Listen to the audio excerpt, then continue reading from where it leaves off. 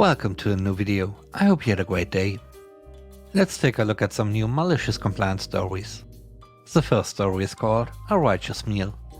In high school, a few friends and I worked at a local chain restaurant. We were fully able to run the day shift, but had never really broken down the equipment and closed up for the evening.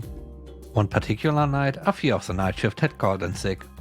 We were asked to pull a double and close the restaurant, which we did. Essentially, we worked from 10 AM until after midnight. I and my 3 friends and our manager. We were really tired, but felt that we had done the right thing and helped out the company. The next day, the 4 of us come to work another day shift. The day manager puts us into her office one by one. She informs us that she would need to write us up because we hadn't properly cleaned and filtered the fry grease. And that was regardless of our leaning in for a double. Or that we have never closed or been trained on closing procedures. And that we have been given permission by the night manager to leave, meaning all closing work had been completed. After a quick chat with my friends, it was aligned that I was going to push back on the write-up. And if the day manager insisted on writing us up, we would quit. I informed the manager that we were collectively not going to sign the write-up slips. Her alternative threat was that we would be fired. I informed her that if she insisted on writing us up for helping out, pulling a double, not being trained and having been released by the night manager, then we would quit, collectively, immediately. She responded with, "If you don't sign the write-up, then you will be fired."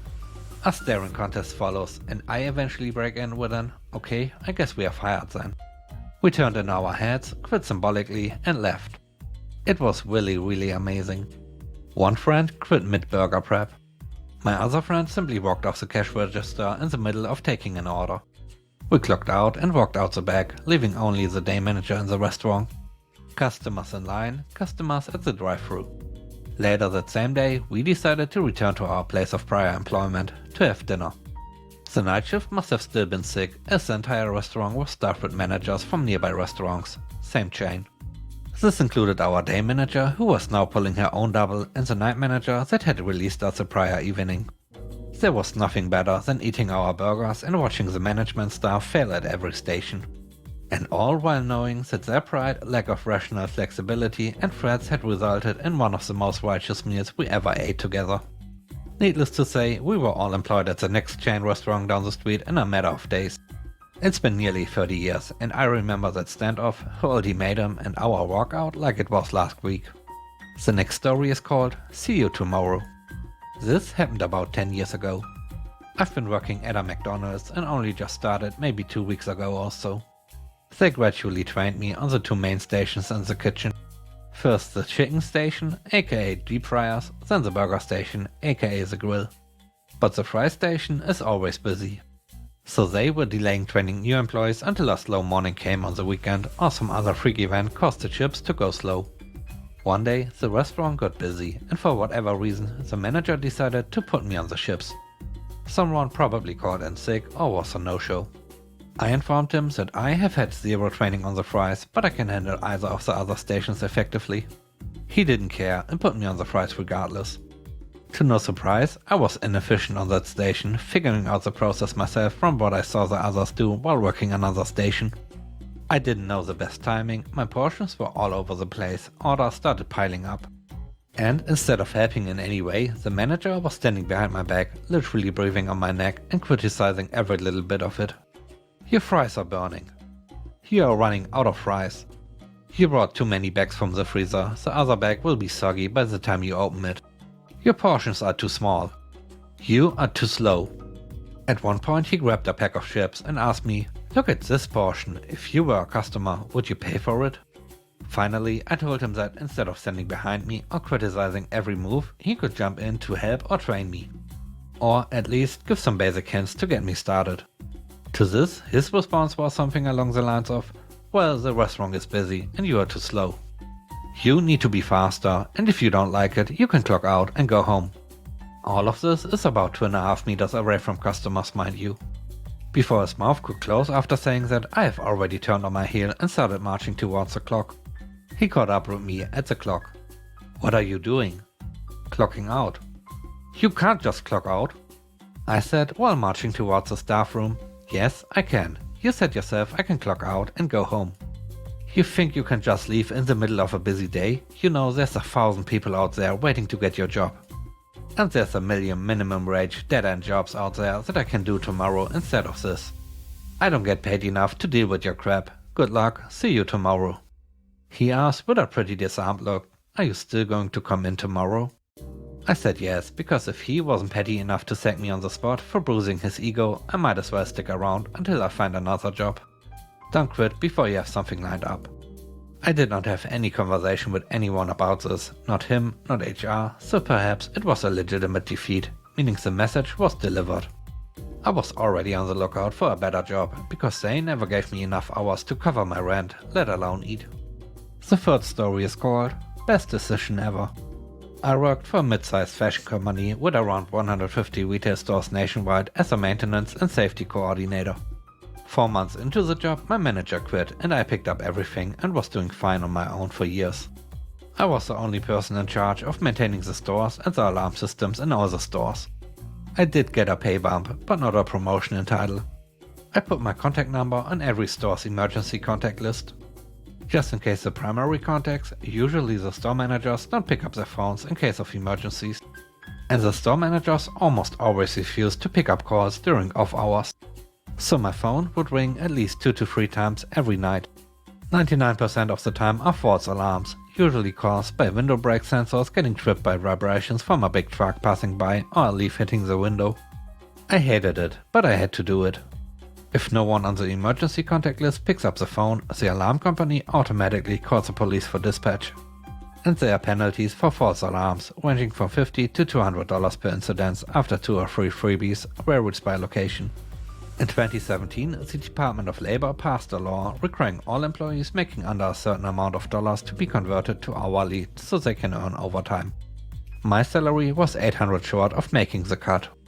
I brought it up with HR, stating that an hourly schedule would actually interfere with my duties and an $800 raise in pay would make everything easier.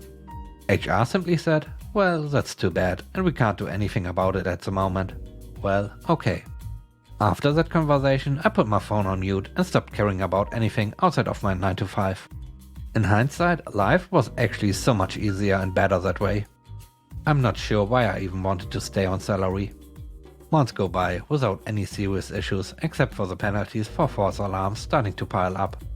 One day, accounting and operations brought me into the office asking what those costs were. I told them what they were, and operations sent out a memo reminding all store managers that safety is of critical importance, and that they have to pick up calls from alarm companies. No one bothered asking why there was a surge of these additional costs, and I didn't care enough to remind them that it was because of me. A few more months go by, and one morning I woke up to almost 20 missed calls on my cell. Apparently, one of our Florida stores was broken into the night before at around 3 AM. The store manager tried to get a hold of me because I was the one in charge of requesting and dispatching vendors for things like emergency board up. After an hour of trying to get a hold of me, she eventually started calling up everybody on the hierarchy for help. I had 6 missed calls from the senior vice president of operations alone. Eventually, the director of constructions was able to get a crew to board up the store. But that was almost 3 hours later and everyone was angry.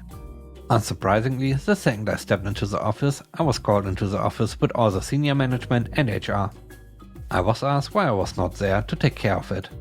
I simply replied, because I already clocked out. The senior vice president of operations was obviously not pleased with that answer. He said it was my duty and I needed to be on standby at all times to handle these situations even during off hours.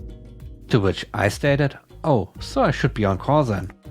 In that case, I have to work with accounting to get properly compensated for my on-call hours once we have a schedule established. The room went silent and nothing came out of the rather short meeting. Later that afternoon, HR called me into the office again, asking whether I would like to become salaried again with a pay bump. I said I'll take the pay bump, but I'd rather stay hourly, and walked out. They didn't give me the pay bump. I was put on call for a few weeks because it was summer at the time of the incident and the systems kept failing over the weekends in our Florida stores. Again, I was the one to dispatch vendors to fix them. Money was great during that period. Eventually, the director of constructions was put on as the emergency contact for off-hour issues and he absolutely hated it. I left the company last year. They had to scramble to get a replacement and hired a maintenance supervisor with an MBA in political science but no related experience. My last contact from the company was the supervisor asking me what the login credentials were for all the 150 stores' alarm systems. I didn't reply. The last story is called I Will Not Call Them That. After high school I had a 6-month gap before starting college, so timing just happened to work out that way. I got a full-time job at an Italian family bakery/coffee bar, doing typical front-of-the-house stuff. There were about 6 front-of-the-house employees. But since I was the only one over 18 and out of high school, I was given the opening shift. Usually I was the only one in the front for the first few slow hours, with just a few bakers in the back. My bosses, a married couple, were not very present. The husband would rarely show up, and the wife wasn't much better. The husband's single, childless, 60-ish-year-old sister, Sylvia, would roll in around 10 AM most days and work, but mostly just tell me what needed to be done. We got along great at first. But everyone knew I was headed off to college in a few months and wouldn't be stuck in the same place for the rest of my life, like she was. Sylvia started getting very snippy and sarcastic with me and would read me the riot act if I didn't do something exactly the way she wanted. I couldn't do anything to her satisfaction and she criticized everything I did. We pretty much had the same job descriptions and she was never specified as my official manager. But she acted like she was the owner whenever her brother wasn't around. The owner's teenage son would put on the same airs when he sporadically worked there. It was mostly when he wanted them to buy him something outrageous and they made him earn it. Their entitled behavior knew no bounds and stopped just short of pocketing money directly from the register, if you need a frame of reference. The last straw was when I was taking an order for a dozen French rolls. For those of you who don't know, French bread is only made with flour, water, salt and yeast.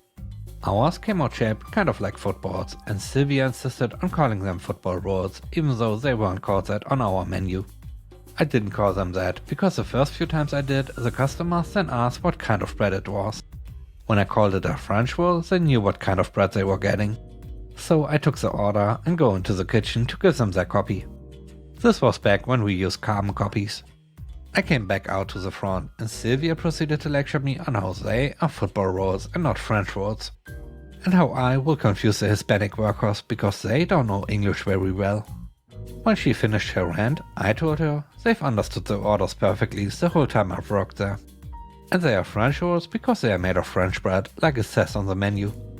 She continued to berate me for insubordination and ended with an ultimatum. Either I call them football rolls or just leave, so I left. It seems like a stupid hill to die on, but dealing with her attitude was making me miserable. I couldn't resist the out she gave me. I called the wife and explained to her what happened and why I wouldn't be back. She accepted it, but I resigned. Sorry to see you go, you're not the first and you won't be the last one who leaves this way attitude. I got a job at Barnes & Noble's for a few months. The employee discount at Christmas was serendipity and left for school. Last I heard, they were closed but had sold the bakery name, so some random bakery 5 towns over has the same name. And with that, today's episode ends. I hope you enjoyed it. If you did, please leave a like, comment and subscribe. I hope you have a great day. Bye bye.